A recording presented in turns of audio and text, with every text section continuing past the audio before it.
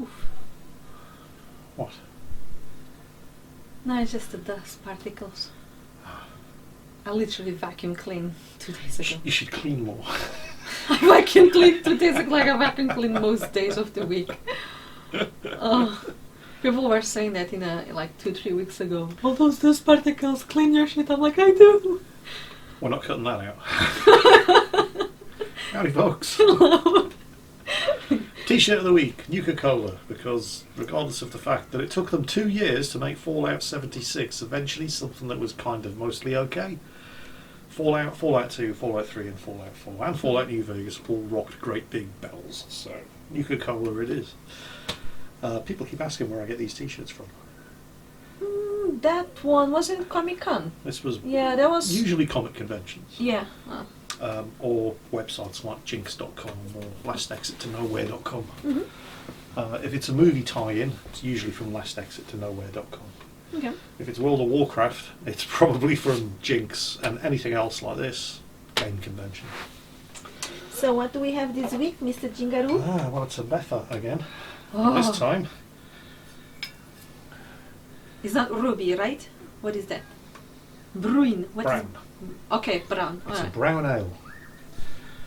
So it's more like English stuff. Okay. But it's Belgian. So this is probably going to be very malty. You can probably smell that already. No. Want me to hold? No. All I right. want to pour it properly. I just realized that the left logo is in the bottom of the glass as well. Yeah. Merci, monsieur. Okay. As they say in France, merci buckets. Or, as they say in Portugal, mocking France, merci, good ass. But beaucoup means, kind of sounds like bon coup, and bon coup means good ass. So we just say merci, good ass. Cool story, bro. I know, it's just so stupid. Chin chin? Yeah. Well, that was weak. That was a weak ass. My finger was on the way.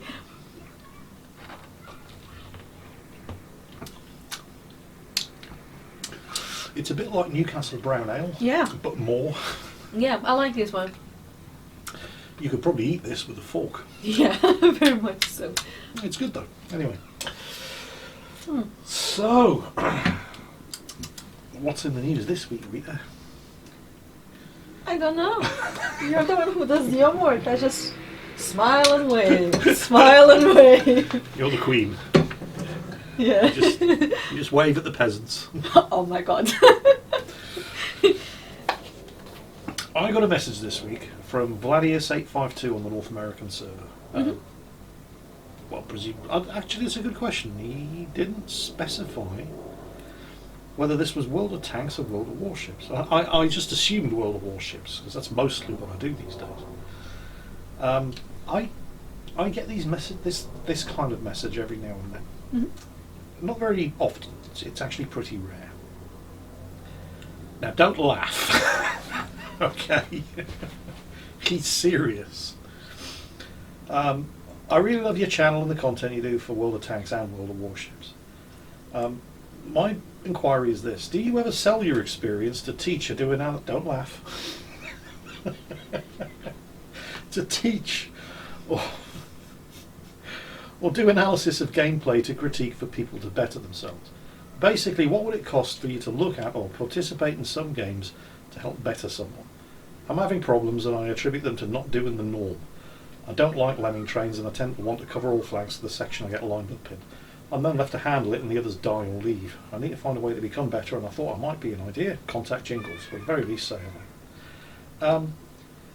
Hard though it may be to believe, I do actually sometimes get queries like this. Would I ever charge people money to division up with them and show them how to play World of Warships? I certainly wouldn't charge people money to platoon up with them and teach them how to play World of Tanks, because I'd probably get sued under the Trades Description Act for breach of contract. They'd come away worse than when they started. Oh, now you decide you want to play with the mouse and the ball. No. She's trying to fit in the cubicles. She's getting too big. Anyway. Oh, the posy. Oh, the posy. Stop teasing them, they can't see this. She is really cute. But anyway, for World of Warships, for a start, I do kind of try, and I've certainly been trying to do it a lot more recently. Because I like laughing at dumb shit as much as the next guy. And there's a lot of that in my videos. But lately, I've been trying to make more of an effort, to, as well as, have a good laugh when somebody does something stupid that gets them killed. Rather than just expecting everybody to understand why they died, I'll explain it. So, don't laugh. I want you. The idea of people paying me to play with them or analyse their replays in order for them to get better, I appreciate the question, but I kind of do that anyway for free on YouTube. Yeah. And I'm trying to do more of it. Trying to be more constructive with the replays. I'm sorry, I'll just keep looking down to see what Akazuki's doing. She won't sit still. So, I mean, thank you for the query. And much as I hate to turn down free money, that's basically what the YouTube channel's for. Specifically where World of Warships is concerned, although my knowledge of World of Tanks is becoming a bit out of date. But there are still plenty of things that even a noob, when you see people in high tier tanks reversing sideways around corners in front of objects. That has started to happen more and more in the game. Really? Yes. And then they get upset when you get on the way because you're trying to actually side scrape and preserve your HP. Yeah, the quality of the puzzles. But the thing with World of Tanks is that they keep on adding vehicles. The only thing that Akizuki's hair. The only thing that really changed the nature of the battles really was the wheeled vehicles. Oh yeah, they were really popular. And that's it. Despite all the tanks they keep on adding, the game is just predictable.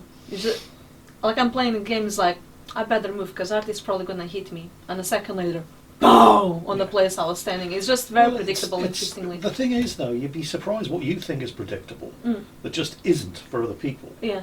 I mean, I'm watching a World of Warships battle, and there's this guy sitting there, broadside on, in the middle of a single puff smoke screen. His ship, he's in a destroyer, he's like, oh no, I've been spotted, and he's immediately halted and popped his smoke generator, but he's not even moving at quarter throttle to spread the smoke around. And he's sitting there broadside on towards the enemy in a ship that big, in a smoke screen that big, and then gets surprised when he's torpedoed. Yeah. I know a torpedo magnet when I see one. But I think it's obvious, but apparently people keep doing it. And people keep getting killed while doing it, so clearly it's not quite as obvious as I may have at first believed. I like World of Warships in a sense that you can be crap and still have fun with it. Like, I'm absolute crap, I have no idea. But as long as there are no carriers on the enemy team. Even so. Well, look at what's your favourite ship? Atlanta. And what was the Atlanta like before the carrier rework? Was amazing. Are carriers scared of the Atlanta anymore? Not so. The ship hasn't changed. I feel all of the Atlanta's AA firepower came from its 5-inch guns, which were its main gun batteries. But those are now long-range AA. Yeah. So all they basically do now is puffs of flak, which you can dodge. I do miss the game before that patch, and even though they hotfixed things, because even I, not knowing anything, like I knew absolutely nothing at the time about the game. Even I said, guys, I don't understand what you've done, but I know this ain't fun, because I'm not having fun in the game anymore. It was ridiculous. Anyway, before people go on, the people, I can see the comments now. Jingles, stop going on about carriers. Well, fix them and I'll stop going on about them. Simple as that. Same with wheeled vehicles. Wheeled vehicles in World of Tanks. Yeah. Great to play, not so much fun to play against. That's the thing, because... I'm sorry, I'll just finish the subject. Because I do play a lot with wheeled vehicles. But I'm very much like, because Part of the problem. yes, but here's the thing. Here's the thing. They're fun. A good light tank player on a tracked vehicle will still perform worse than a mediocre player on a wheeled vehicle. So if you cannot win it, just join them and hope that wargaming eventually fixes things. Well, you remember Mr. Crow? Yeah, of course. Yeah. Of course. His birthday was recently. Oh, I missed it. Yeah. I'm a bad friend. Because he was basically known for playing light tanks. He doesn't do light tanks anymore. No. It's just a waste of time. Yeah. Oh, I've been hit. Right, that's me stationary and dead. Try that in a wheeled vehicle. Oh, I've been hit. I've slowed down by 5%. Yeah, they need to work on that. Probably not going to happen in our lifetimes. First they have to admit there's a problem. Yeah.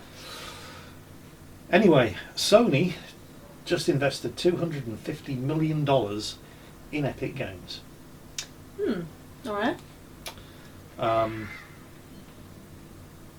Sony, obviously, they're pushing out stuff like Horizon Zero Dawn, which was a PlayStation 4 exclusive. That's coming out on PC this month. Well, actually, more on Horizon Zero Dawn later. I'm getting slightly ahead of myself. There's a bit of a scandal surrounding that one. But the big... I don't know if you remember... Do you remember we talked about a Chinese company called Tencent? Yeah, we talked about it last week. Or the week before. Yeah. So, there was a big fuss when Tencent put $330 million into Epic Games in 2012, 8 years ago. Because a lot of people said, oh, they're going to take over Epic, and Tencent, they're basically they basically make you install spyware for the Chinese government and so on and so on and so on. So there's a lot of anti-Chinese hysteria surrounding Tencent investing $330 million in Epic 8 years ago, buying them a 40% share of the company. It's not a controlling share, it's a large share, but it's still not a controlling share. 40% of the company. That was 8 years ago. Sony just dumped $250 million into Epic Games. Can you guess how much of a percentage of Epic Games that bought them? Tencent gave them $330 million 8 years ago. That got them 40%. Sony gave them $250 million last week. 1.5%. Because they grew. In 8 years, that's how much Epic have grown. Because they grew. I don't know how much they did, so... Yeah, Epic are currently valued at $17 billion. Wow. In 8 years, that's how much they've grown. Yeah, actually, I was going to save this till later, but I may as well mention it now, because Horizon Zero Dawn coming out on PC this month. The 17th or the 27th? I can't remember, but this month. And Sony have been jacking up the price. If you bought Horizon Zero Dawn, if you pre-ordered it last week, you got it for, in UK money, $32.99. This week it's $39.99. So what's changed? What else have they thrown in? Well, nothing, because when you buy it you get all the DLC anyway. That was all part of the pre-order. So it's the same. They haven't added anything new other than jacking the price up by a third. Apparently, people were taking advantage of virtual private networks. Okay. So, you know, like Surfshark, NordVPN, and stuff like that, where they've got this ability to, basically, you can pick the location that you want to connect through, or that the world sees you as connecting through. And I was finding it useful, for example, for getting through region-locked stuff on Netflix, where there's a TV show that I want to watch, but it's not available on Netflix UK, but it's available on Netflix USA, so I'd fire up the VPN, tell it, yeah, I'm in the USA, and I could watch Netflix USA. Hooray, fantastic. But what people were doing was, in Turkey, for example, where Horizon Zero Dawn was available for pre-order for £9, so people were firing up their VPNs, pretending they were from Turkey, and pre-ordering the game for £9 instead of $32.99. Yeah. Guess how much Horizon Zero Dawn costs in Turkey now? Oh, the full price. £32. Yeah. Which is really bad news if you're Turkish. Yeah. Because they've more than tripled the cost of the game. So, yeah. Oh, Sony. Yeah. This is why we can't have nice things, you see. Yeah. I mean, I don't care. I've already got the game and its DLC, and I've played and finished it on the PlayStation 4. It'd be nice to have a go with it on PC. I'm kind of hoping to play it, actually. So I should buy it before they hype the price again. Too late. But before they hack it again, yeah. Far Cry 6 just leaked on the Hong Kong PlayStation Store website. Alright. And you'll be surprised. You'll like this. There are a couple of actors that Rita really likes and can actually remember the name of. Okay.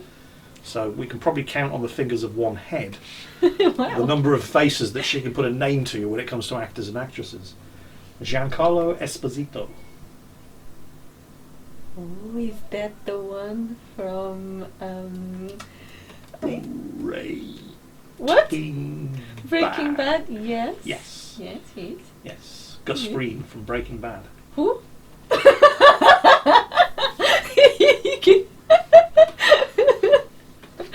really bad at this, Paul.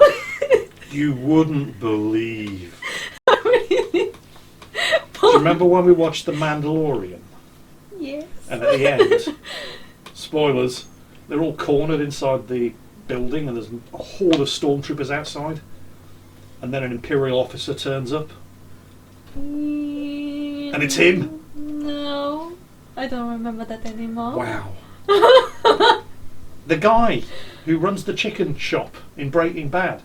The one you really, really like. Oh, Los Pollos Hermanos. Yeah, yes! there we go. Oh, I got there eventually. The actor's name is Giancarlo Esposito. Okay. Yeah. Okay. And in Far Cry, they always like to put the villain on the cover of the game. Yes.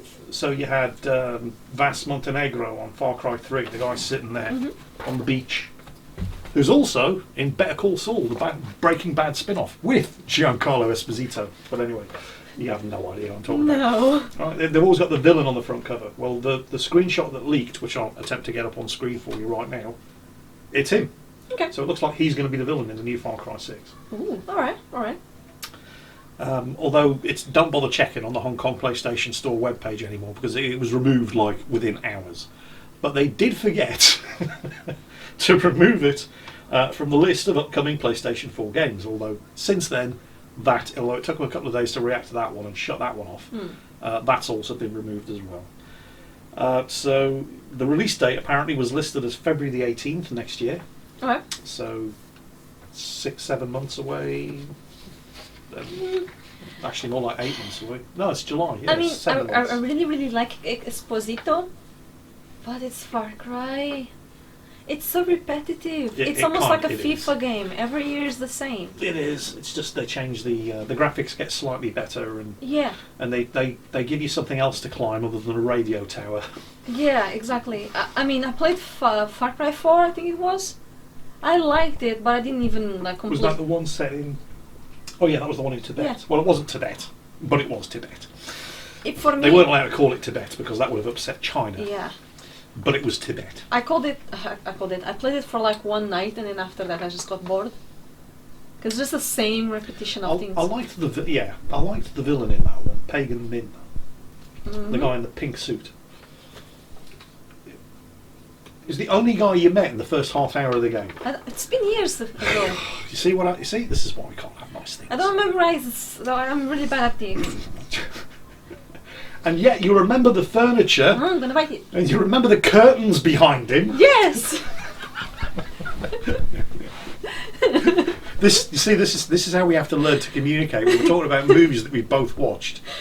I have to just remember what people were wearing. Well. Or the decorations in the room that the scene happened in, because that's all she remembers. What was that movie? There was some people fighting, or someone was slowly dying. Let me guess. Star Wars. There was something. That's her description of Star Wars. And I thought there was something awfully happening, and then I just would say, look, I really like those curtains. I really like those curtains. Yeah. I can't remember which one it was, but it could be anything that we've watched in the last 5 years. You could be watching The Godfather, right? And some guy's getting strangled in the back of a car. Yeah. And she's going, I like the leather on those seats. For God's sake. I like to pay attention to details, to things like that. But you don't know who it was who just got strangled. No. Like, and who's he? For God's sake. Why are they killing him? Oh my God. It's so nice to live with me, isn't it? Guys, you know what I'm talking about. Married guys, you know what I'm talking about. Oh. So, Far Cry 6. And you're right, it's probably going to be Far Cry 5, but with a different villain, set somewhere different. There won't be... The gameplay loop won't change, because they've shoehorned that gameplay loop, that whole open world thing, like go into an area, find out where the bad guys are in the area, take the bad guys down, complete events, do activities, gain control over the area, move to the next area. That entire gameplay loop, they've shoehorned it into every game they make for the last 5 years.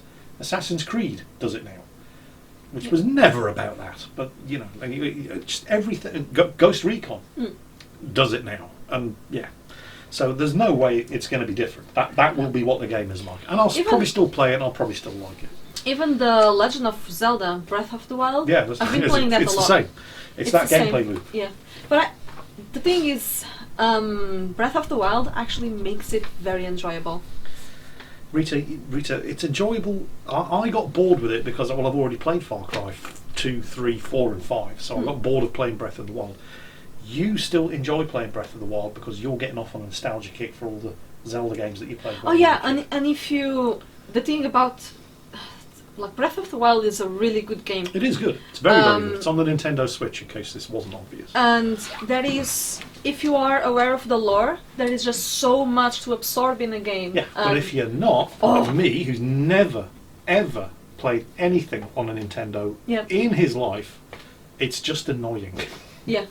But, you know, But for you, we're bringing back all those childhood memories. And it's just... I made a mistake. I got into the Legend of Zelda lore on YouTube. There's like a section that just goes through the Zelda games and dissects the stories and theories and such stuff like that, and it's just whoa! It's just been watching Nerds! all the week. It's amazing. It's amazing. Like, for example, when you start the game, you follow that old man, and then you find him on a mountain, and he gives you this really annoying old man. He's like a massive pain in the arse. The thing is, he's leading you around on purpose so you can unlock your skills. And then at the end, he explains to you, and he even apologizes to you for it. He explains the reason why he was being an annoying git. It was for your own good. I'll be the judge, thanks very much, of what's for my own good. But no.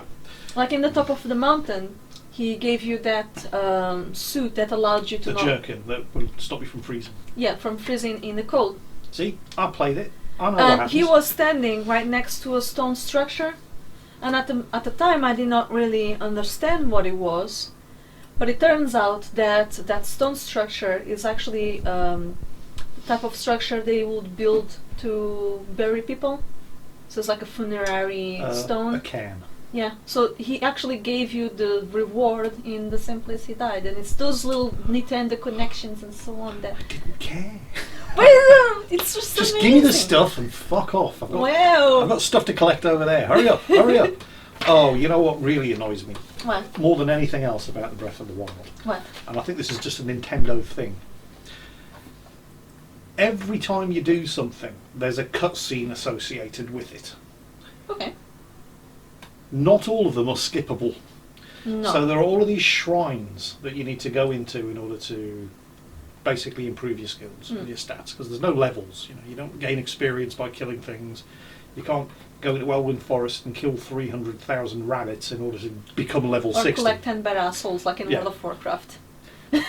So you've got to go into these shrines, and every time you go into one of these shrines, there's a cutscene of you going down the elevator, and then, which you can skip, But then there's another cutscene of you stepping off the fucking elevator, Yeah. which you can skip. But then I'm sitting there because we've both got Nintendo Switch Lites now. I mostly play pinball games on it, but Breath of the Wild, it's the flagship title on the Nintendo Switch. We'll give it a go. You're loving it. I appreciate that it is a good game, but it pisses me the fuck off because of things like this. You're talking to somebody, and it's like one of those Japanese visual novels where you're just pressing a button to skip the text, and the text it will sit there waiting for you to press the button, so you can't even say, right, fuck this, I'm going to make a cup of coffee. By the time I get back, he'll be finished talking at me. No, you have to sit there the whole time. Just get on with it, for God's sake. Winds me the hell up. The thing is, they made that deliberately because they sneak in information that you can correlate with other games and so on. That most people will not be aware, but for us it's amazing. But even like in those shrines, if you've noticed, every monk of each shrine, they all have a different position. They're never the same. That I never noticed. At the end of each shrine, there's a monk who apparently has just been sitting there for the last 100 years. Yeah. Or more. Or more. And I just assumed they all look the same. No, they all look differently, and they kind of try to portray what the shrine exercise is about. Was. Yeah. So there's, for example, 2 shrines that are next to one another in different mountains. Okay. And they are like mirror-like shrines of each other, and each monk are leaning towards one another. Oh, so they are mirrored, so but the guy in the mountain over there is leaning that way. The guy in the mountain over here is leaning that way. There's just that much attention to detail there is in the game. Who notices this sort of thing? I do. Nerds! Oh, come on! It's just a really beautiful game. It is. It is a great game, but it pisses me the fuck off. And Breath of the Wild 2, the trailer, oh my god.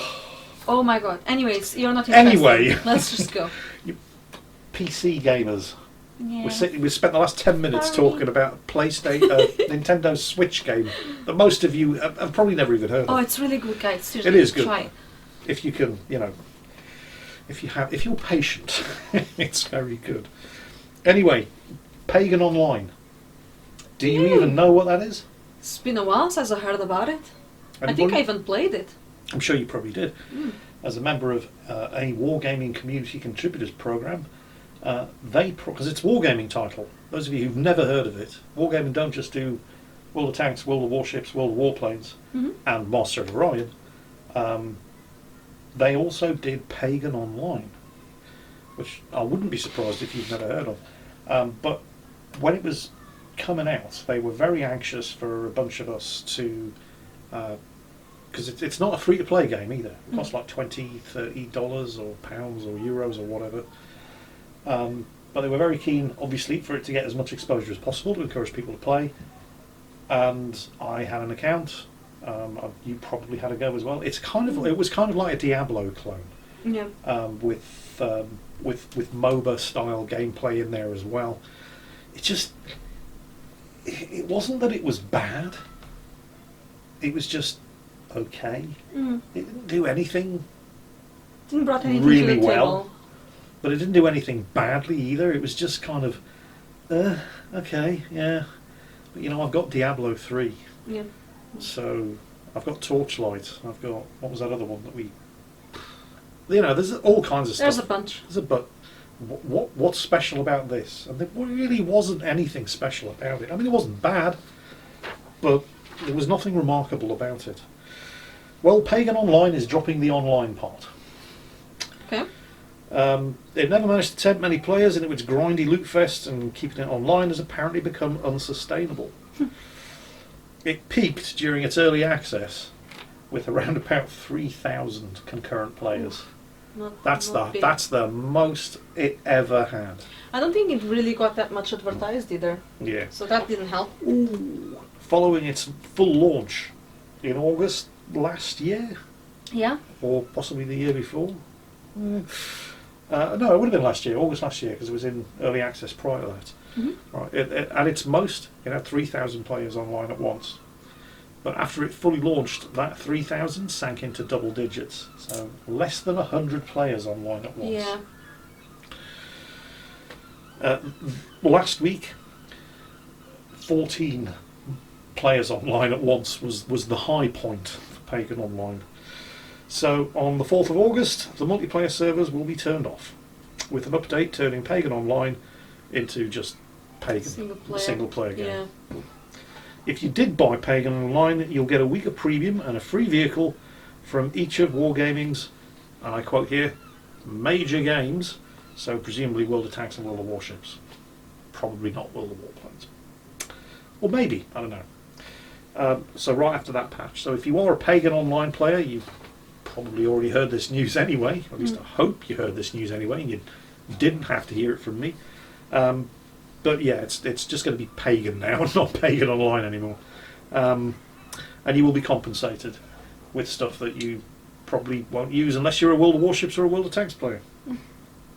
It would be interesting if they allowed for people to buy their own servers. Well, all 14 of them. Well, if they are in a guild or in a clan. Yeah. Unreal Tournament 2004 does that. Servers still exist. People still playing it. Probably, old guilds. Probably more than 14 people though. Oh, nowadays not so much. Not so much. Well, why are you arguing the case by using an example of something that doesn't even have 14 people playing it? No, but I'm just saying they could add that option for those who. What, allow people to run their own servers? Yeah. Why not? I'm sure if it was financially viable, they would be doing that. But with 14 people at the most, Yeah, it's true. It's true. that's the pool of potential customers they have. Yeah. Slightly more than a dozen. I really don't think it's worth it. Yeah, I suppose so. Oh, look at those babies. Stop teasing the good internet people. They can't see the babies. They're twitching the pauses on their sleep. Anyway. Oh yes, the Humble Summer Adventure Games bundle. Oh, do you remember back in the day when Humble came out and everyone was like, like super excited about it? Yeah. Well, this is a pretty good deal. So, it's focused on adventure games, which you either like adventure games or you don't. I do, or I used to certainly during the 90s and early 2000s. PC adventure games were just amazing. Thinking stuff like The Secret of Monkey Island and the LucasArts adventure games, Day of the Tentacle, Full Throttle, Sam and Max, the Monkey Island games, absolutely just amazingly good games. Well, and that's the sort of thing that the Humble Summer Bundle is focused on. For $1. $1. $1. Yeah. You get Batman, The Enemy Within. These are the Telltale series of adventure games. You get The Walking Dead Season 1. The Walking Dead 400 Days, Oxenfree and the Oxenfree soundtrack. No idea what that is. If you beat the average purchase price, you will also get The Wolf Among Us, Batman, The Enemy Within Shadows mode, The Walking Dead Michonne, The Walking Dead Season 2, and if you spend $15 or more, you will also get Heaven's Vault, Batman, the Telltale series, Batman, the Telltale series Shadow mode, The Walking Dead, the final season, which wasn't actually very final because it was followed up by The Walking Dead: A New Frontier. Not quite as final as we may have led you to believe.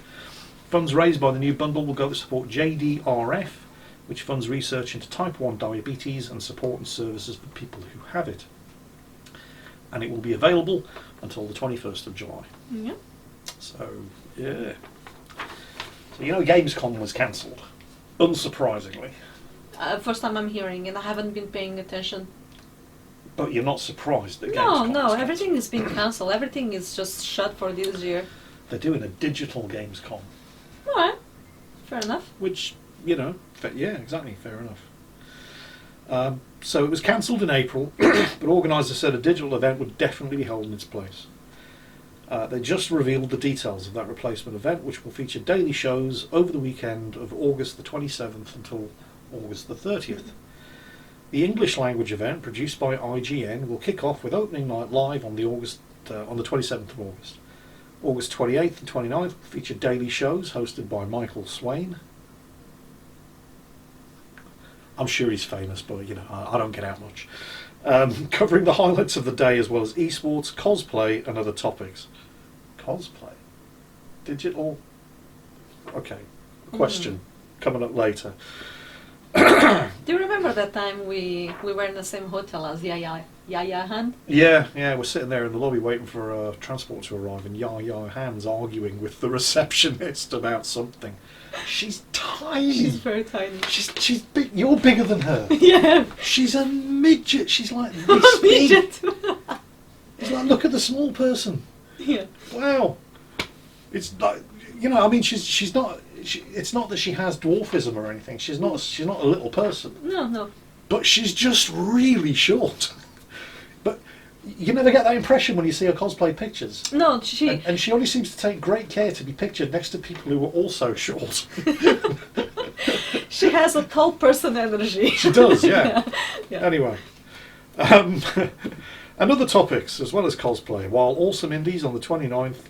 Oh, and also we bumped into her again. She kept following us around, I'm sure. Yeah, on the mall as well. We're in the shopping mall. Yeah, she just passes by. I'm at this cash point machine getting some euros out, and Yaya Han's standing behind me in the queue. I'm like, whoa! So then we went for something to eat, and there was this Norwegian fish place. Yes. Yaya Han's 2 tables over. I've got a celebrity stalker. Wow. Anyway, she speaks German. Which is something I didn't know. She was arguing with the receptionist in German. So, cosplay, other topics. Awesome Indies on the 29th puts a spotlight on some of the most original and exciting games coming out of the indie developer scene. Unquote. The whole thing will wrap up on August the 30th with a best of show event, which will recap the big moments of the showcase and also feature the Gamescom Awards and cosplay competition. How do you do an online cosplay competition? Well, people record their own homes with a green screen, doing their... Well, no, it's cosplay. It's that. That's the standard cosplay pose, isn't it? That's what they all do. Yeah. I don't know why, but that's it. Like the camera rotating, while the camera rotates. And they just... I know. It's like when models do that thing with their feet, where they make like a T shape with their feet, and they're standing that way because that accentuates the line of their calf. Cosplayers always do this. Like SpongeBob. Yeah. Like that GIF from SpongeBob. You need to put the SpongeBob GIF. It's not a GIF, Rita. A GIF. It's a GIF because it's a. What does it stand for? I know there's going to be a massive kick-off in the comments over this, and I don't fucking care. What does it stand for? GIF. What does it stand for? It's a file format. Graphics Interchange File Format. That's what it stands for. Okay. Now, is it Graphics Interchange File Format, or is it Graphics Interchange File Format? Graphics. It's not graphics, is it? So it's not GIF. Yeah. It's graphics, so it's GIF, okay? Glad we could finally put this age-old argument to rest. Why were we arguing? Oh, SpongeBob GIF. Yeah. Yeah. Okay, if I can find it, if I don't even know what you're talking about. Yeah. I'll send you. Okay, so what were we laughing about anyway? Cosplaying. Cosplaying. Yeah. We were talking about cosplaying, Gamescom, how it's going to be implemented into Gamescom Online and stuff. And why did we get on with SpongeBob GIF? Because you talked about the leg thing to show the cow. Oh, right, yes. Okay. There's like a GIF. Yes, There's like a GIF where it's like. Okay, I'm glad we're all caught up. See, you remembered that. Well, I'm a dink woman. I hang out with the young crowd. Oh man. Kids these days. That concludes. Almost. There is one other thing I wanted to talk about. Oh. Because last week we talked about, because Rita got me on an easy. Oh, yes. Which was so humiliating. She was very proud of herself, as she still am. deserved to be. Which meant that I had to kind of explain what an easy was. And I don't think I did a very good job. No, you did not. Go on then, you explain an easy. No, you do. No, you're the expert all of a sudden. Because I had people leaving comments saying, "Oh yeah, we had easies in the U.S. Navy as well." And I don't know, maybe you did, but the kind of things that you were recounting in the comments, they weren't easies. We have that sort of thing in the Royal Navy as well, but we call them bites, as in trolling, getting a bite and reeling them in, which is where the phrase trolling comes from. Okay. It's a fishing term, where you would troll for a bite, and then somebody's bit, reel them in. That's trolling. Okay.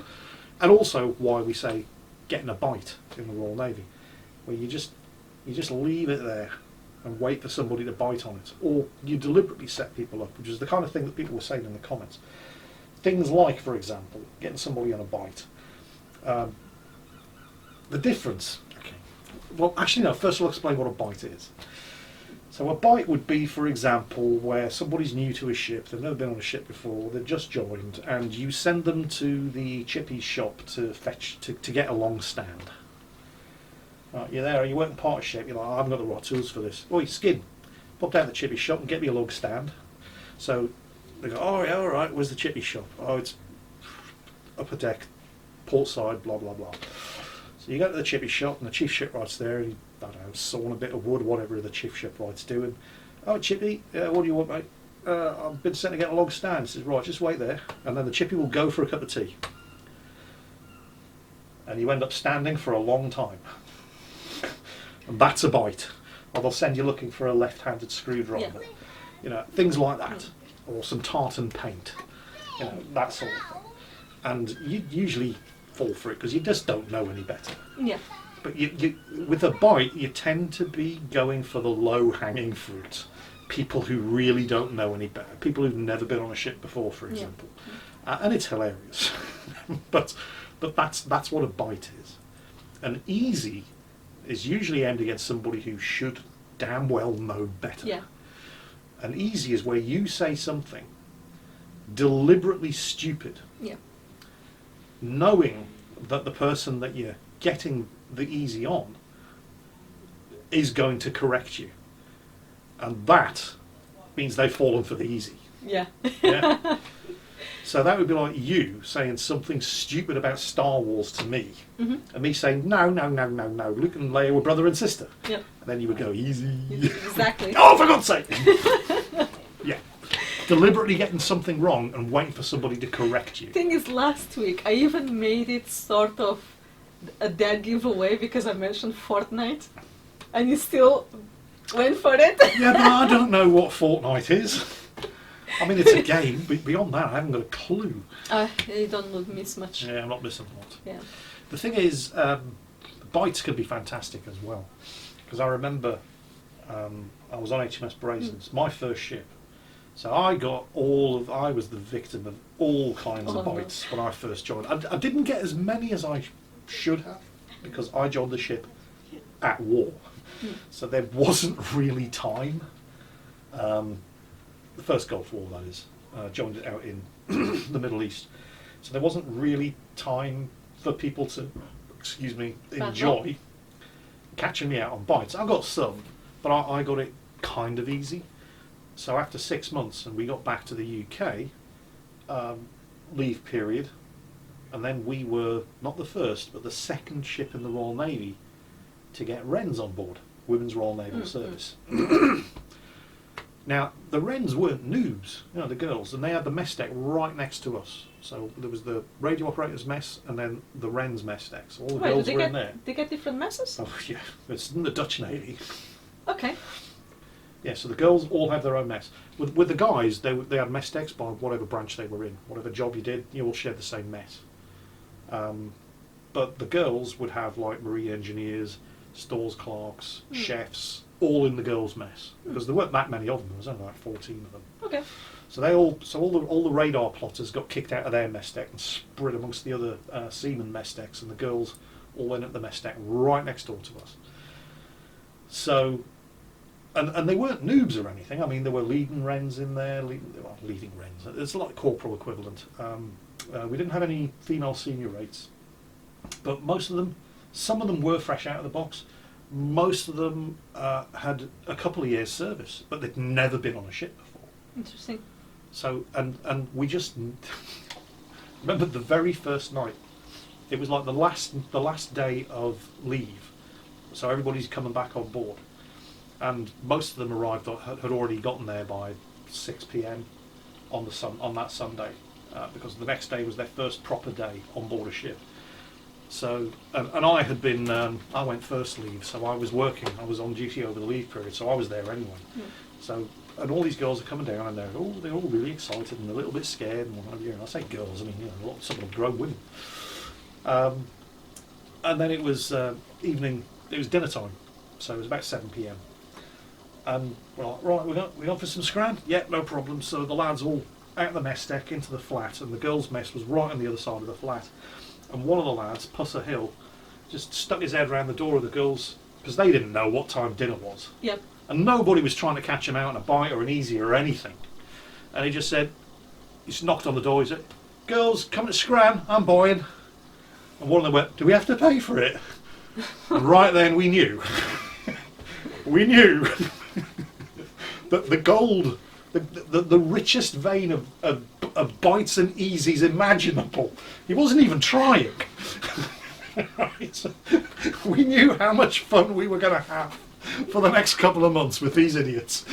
Wow! It was the lowest hanging fruit possible. No effort required. I'll tell you what, they learned quick. They had no choice. You bastards. Of course. It was like, oh, this is going to be so easy. It was. Oh, the stories I could tell. But anyway, the hydroponics machine has decided that is it for this week's episode I tried of to Mingles shut with it off, Jingles. but you don't know how. it just has a mind on it of its own. Trying to reset it. Oh, leave it. Yeah. Anyway, I hope you've enjoyed it. Mm-hmm. And it's good night from me. And a good night from him. Yay! 2 weeks in a row. I could have taught monkeys to do that faster. Oh, domestic abuse. Oh my god. Take care, folks, and we'll catch you next time. Bye.